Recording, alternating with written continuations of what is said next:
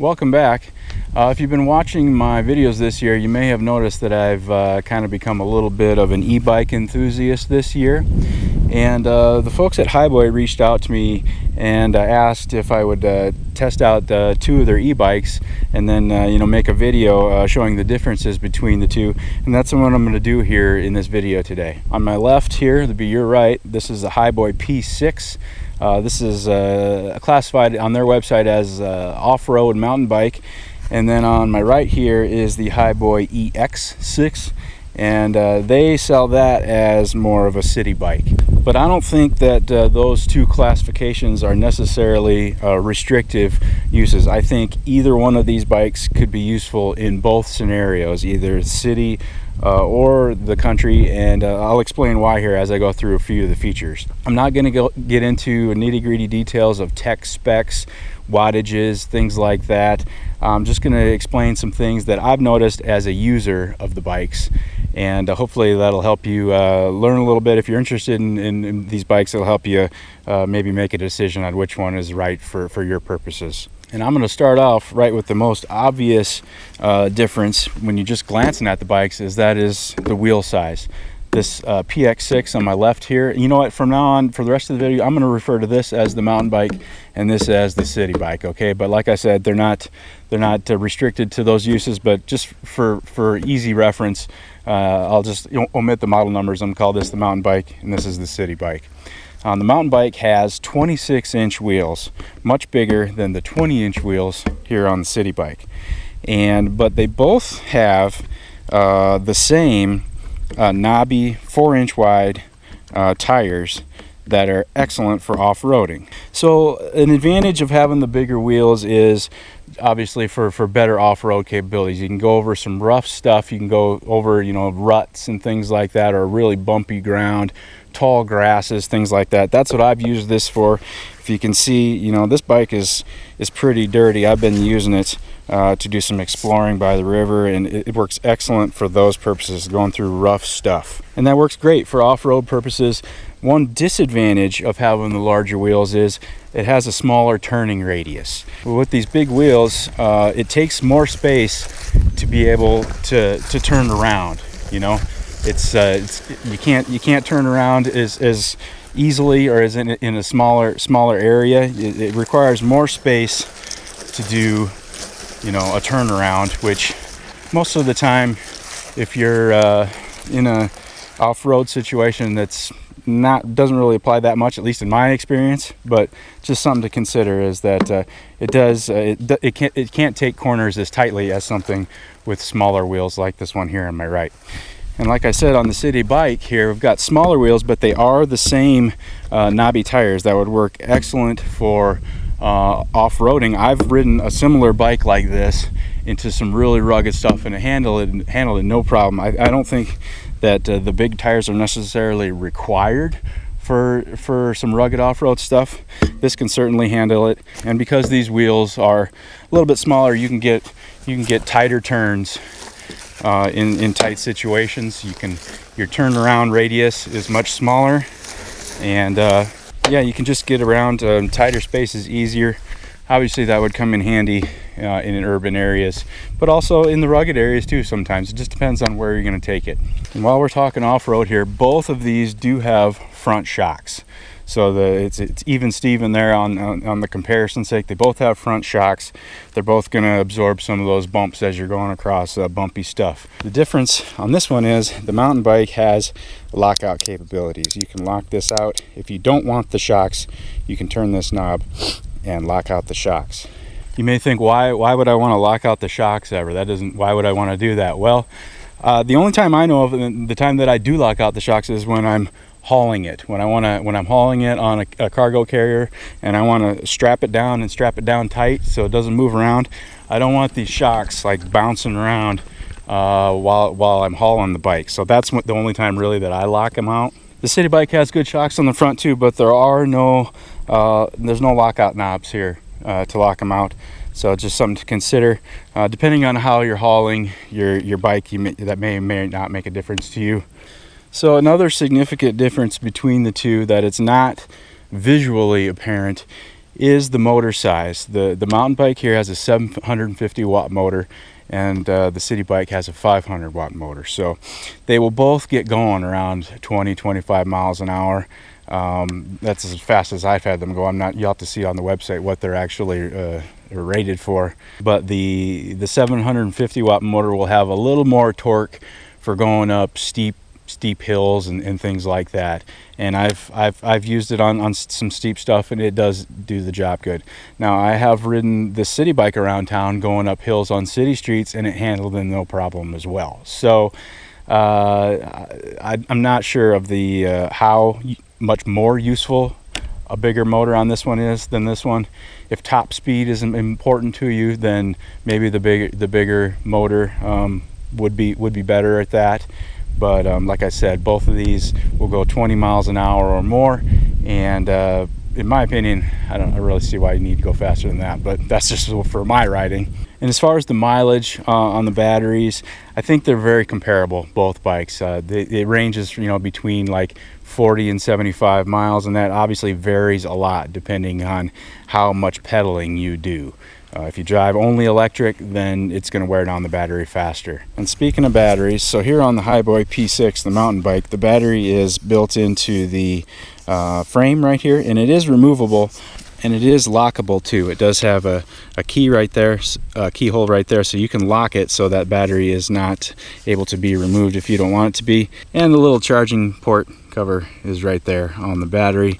It's very streamlined battery, and I think that there's really no need to remove it unless you're just like going to wash the bike with water or something like that. But honestly, I don't think there's any need to remove it. You could just lock it in, and you'd be good to go. Just plug it in while it's still attached to the bike to charge it. Now, the battery on the city bike does have some distinct differences and additional features that the mountain bike doesn't have. The charging port is right here, just like on the mountain bike. It's just external there. You can just plug it in without having to remove the battery. But it does have this little gauge right here on top of the battery that you can push this button, and it'll just tell you what your charge is, how much charge is there. Now, you can get that information from the display screen up on the handlebars as well, but we've got this on the battery too, just so you can at a quick glance see how much battery charge is left on this thing. And on the other side, we've got a key here, and this is basically like a car ignition system here with this key. The key needs to be in the bike to use the bike. And this is, I think, a security feature that's special to this bike. The mountain bike doesn't have that. And we've got 3 positions here for this key: on, off, and then you push it in and turn, and that unlocks the battery, and you can remove the battery. But it needs to be in the on position for the bike to turn on and work. So that's a great security feature. If you're, you go to the store or something, you park your bike in front of the store, you turn this to off, pull the key out, the bike will no longer be functional as far as battery goes. Somebody still could get on it and ride away with it with just pedal power, but the battery will no longer turn on or function. So that's kind of neat. But like I said, you do need to have the key to use the bike. Put the key in, turn it to on, and then you can start riding. So another major difference between these two bikes is the cargo rack. As you can see on the city bike over here, there is a cargo rack on the rear, and it's a pretty nice cargo rack too. You'll have to look on the website for the specs as far as weight goes, but you can just strap whatever you're carrying directly to this, or you could attach a basket. That's probably what I'm going to do. I'm going to buy another metal wire basket and attach it onto here. This is pretty nice. And as you can see on the mountain bike, this, like I said, this is just an off-roading machine, so it doesn't have any cargo carrying rack or apparatus on it at all. And one final difference that I've noticed is that the city bike has fenders. Both on the front and the rear has fenders that'll keep gravel or mud or water from splattering up onto you while you're riding, where the mountain bike does not have fenders. So that's just something to keep in mind if that matters to you. Next thing I want to point out is the way you get on and off these bikes. With this bar here on this mountain bike, you're going to get on and off like a traditional bike. You're going to have to lift your leg up and get onto it like you would a horse. And you've got that bar there. I'm 5 feet 10 inches tall, and that bar is right up in there where it is borderline, pushing up against my body there. So I would say if you're shorter than like 5'8" or something like that, this bike might be a little too tall for you. Where the city bike has a step-through design, which makes it very easy to get on and off. You just put your leg through, and as you can see, there's plenty of room between the legs here. There's no bar up in your crotch like that one at all, and it's very comfortable to ride, very comfortable to get on and off. While I'm sitting here on the city bike, I'll show you the handlebars real quick. As you can see, it's got this curved handlebar, and it brings your hands at a pretty nice angle. It's a comfortable resting angle. It's got these pretty wide ends on the handlebars, which are very comfortable to rest your hand on, surprisingly comfortable.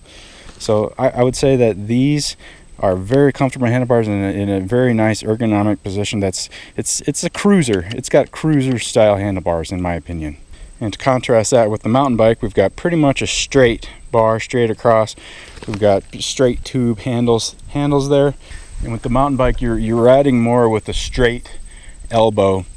This is probably not as comfortable for longer rides. If you're going on a really long ride, that style of handlebars over there would probably be more comfortable. But I've ridden this bike I've gone for 4 or 5 hour trips on this mountain bike, and I wouldn't say that like anything got terribly uncomfortable or anything, but just the difference between the two. As you can see, I'm sitting on this bike. I've got more of a bent elbow here instead of a straight arm like I would on the mountain bike. So it's just a little bit different style of handlebars. And those really are the main differences. They actually have a lot of similarities too. I'm going to show you that real quick. Both bikes have the same kind of seat here. It's a very comfortable seat. It's soft here on these parts, and there's a hole in the middle. I presume that might be for ventilation or maybe for weight reduction on the bike.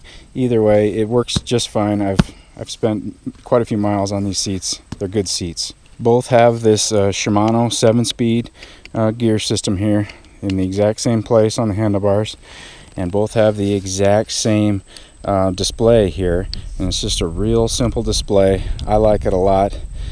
Just got your speed, your odometer, and then your mode of your assist mode. It goes 1, 2, 3, 4, 5, and then on the right side of here it's got your battery level, and that's it. Nice and simple, out of the way. Nice little tiny display, not some big honking screen that just kind of is unnecessary. Great display on both these bikes. I love it.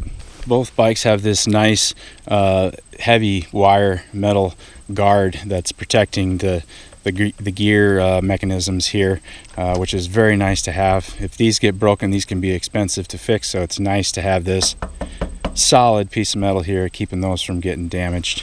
And both bikes have dedicated buttons just to the left of the display here for horn and the headlight. Both bikes have a headlight. I have used the headlight in dim conditions and it works good. It does provide enough light to ride at night, and it also just provides a good amount of light just so you get noticed by traffic and other things on the road. I guess one little difference that I forgot to mention, the city bike does have a tail light that turns on when you press the brake lever, whereas the mountain bike only has the headlight and doesn't have a tail light, just a reflector back there. Both bikes do have disc brakes, both on the front and the back, and they work really good, so that's nice. I really like those disc brakes. Both bikes have this twist throttle here on the right hand handlebar. So these are both pedal assist and electric only. You can ride it either way. Both bikes have the same style kickstand here, just this single leg kickstand on the rear of the bike, and I like that a lot. It's just simple, and when it's up, it's out of the way, and it works good on uneven ground. You can just put that down and it'll work good on uneven ground. I've seen some other bikes that have a two-legged kickstand down here in the center, and those don't work as good on uneven ground. This kind is a good design on a kickstand in my opinion. And one thing I wanted to point out about these bikes, I've ridden other brands of e-bikes, and these particular bikes have a smooth takeoff when you go from the start, when you're using the throttle. I've ridden some other e-bikes that if you turn the throttle while you're sitting still, it'll take off real fast and throw your head back, and those can be a little bit dangerous. I actually almost kind of hurt myself one time with one of those other ones where I accidentally hit the throttle and the bike started taking off when I wasn't ready for it, and it could have been a bad situation. But these do not do that. They have a very slow takeoff.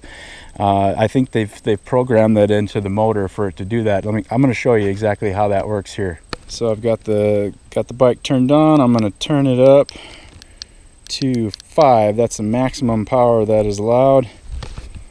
And I'm just going to not pedal. I'm just going to turn the throttle and let it take off.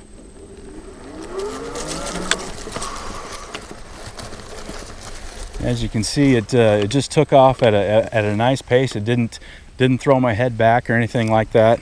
And the mountain bike is the same way. I'll turn it up to 5. And 5, the level that you set it doesn't really affect how fast it takes off. I think that just sets the amount that it assists you and the maximum speed a little bit, I think. But as you're going to see here with the mountain bike, it's a smooth takeoff just like the other city bikes. So it's plenty fast. It takes off plenty fast if you're crossing the street or something like that. It's plenty fast for that, but it's not so fast that it's gonna, you know, jerk you around and be potentially dangerous. There are links in the description for both these bikes if you want to go to the website and check out all the other specs that I didn't mention here. But those are all the main differences between the two, just from a user standpoint. I've used both these bikes. I think I've got about 30 miles on the mountain bike, and I've got about 6 or 7 on the city bike. And they're great bikes. I like them both. I really have no complaints. They're both intended for different purposes. And like I said before, I think either bike could be good in either situation. This mountain bike could totally be fine in the city, and the city bike could totally be fine in off-roading situations. I want to thank Hiboy for sending me these bikes, giving me the opportunity to test them out and share my opinion on them. They have not paid me anything or trying to influence my opinion. The only thing they did was send me these bikes for my review. I hope you found that useful. If there's something that I forgot, or if you have a question that I didn't address here in this video, please put it in the comments and I'll do my best to answer it. Thanks for watching. I appreciate it. See you on the next one.